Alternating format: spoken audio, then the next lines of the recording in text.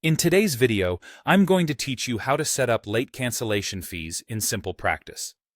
By the end, you'll know how to set a clear cancellation window, what to do when a client cancels too close to their appointment, and how SimplePractice automatically handles billing for those late cancellations.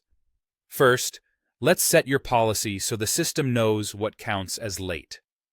In your account, go to Settings, then Scheduling and Inquiries, and open the Calendar section. Look for Cancellation Policy. Here, choose the cancel window that fits your practice, such as 24, 48, or 72 hours, or select the option that requires a phone call. This window is the cutoff before the scheduled start time. For example, if you choose 24 hours, a cancellation made 23 hours before the appointment is considered late. Pick a window that aligns with your clinical boundaries and local requirements, and make sure your clients understand the policy so there are no surprises.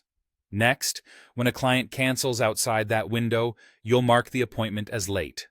On your calendar, open the appointment they're canceling and change the appointment status to Late Canceled. Save your changes. That specific status is important. SimplePractice distinguishes it from a standard canceled or a no-show. Late canceled tells the system this is still a billable event based on your policy. If you're ever unsure, check the scheduled start time and compare it to when the cancellation came in to confirm it falls outside your chosen window. Once the appointment is marked late canceled, SimplePractice will treat it as billable and generate an invoice or charge for the full session fee. In other words, it uses the fee tied to that appointment as if the session occurred. This helps you remain consistent and saves time by reducing manual billing work.